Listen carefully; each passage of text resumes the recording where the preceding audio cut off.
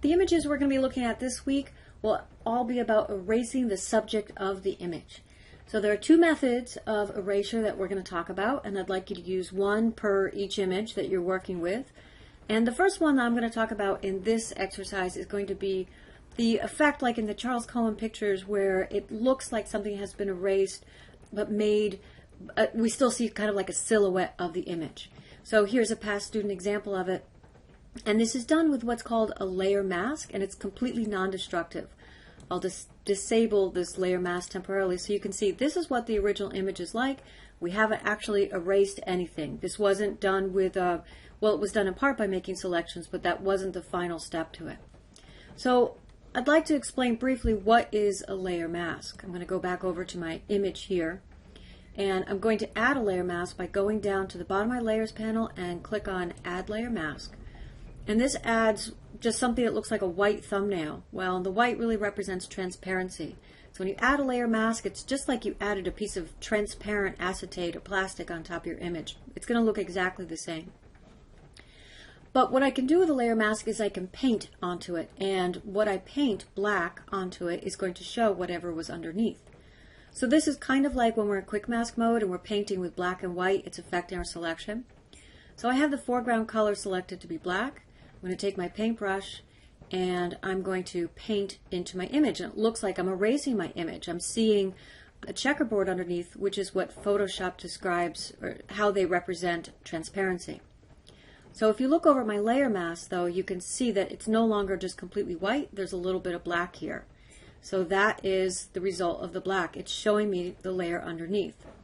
And just to demonstrate, if I switch and I go back to, and I go to my color white and I start painting, I bring it back. It's all totally non-destructive. Let's just bring over a different image so that we can see that result of having something underneath. I'll just take another image and put it underneath. So now what it's showing, and I want to increase the size of this, so I'm going to click on my layer mask and I'm going to make sure I'm painting with black.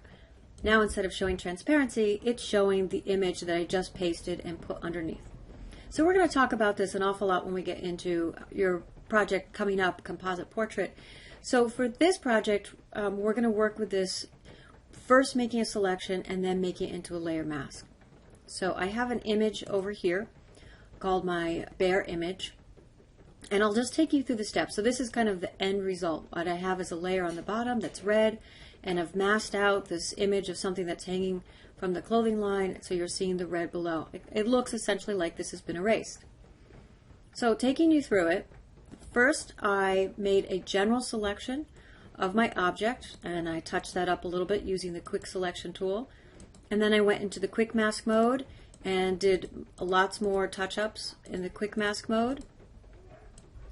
And then I exited quick mask mode, and then I continued to work on the selection with the polygonal lasso tool. So here we are, I've added the layer mask, and so I'll step back. So let's assume that you guys have made your selection around the object that you want to look like it has been erased. You've done those steps, maybe it's a 3-step process or 2-step process. So now the next step would be to go to your layers panel and click on the icon for Add Layer Mask.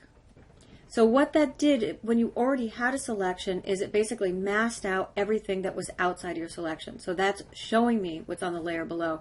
So I will also get rid of this layer, so I'll put that together with you guys.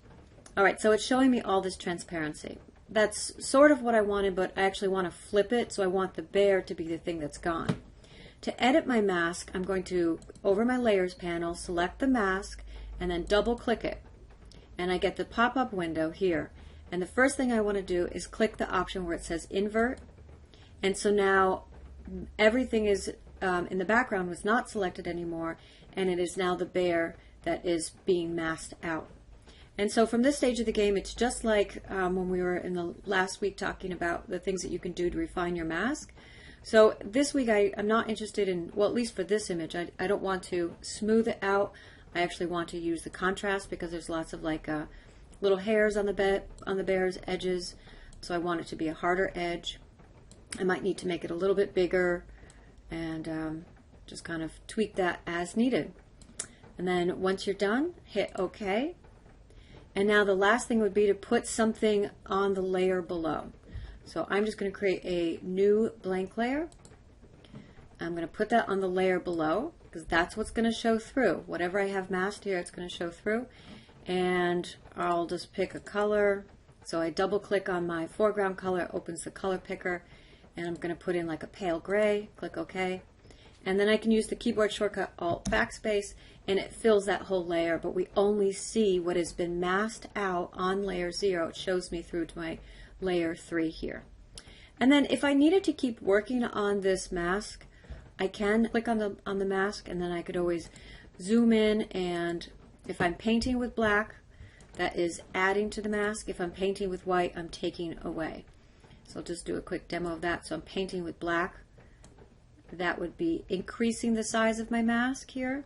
I'll just make a mistake. So if I did something like that, then I just switch, and I'm going to basically be erasing that, painting with white. All right, so this is like the Charles Cohen type pieces, and I'd like you to try this for one of your projects.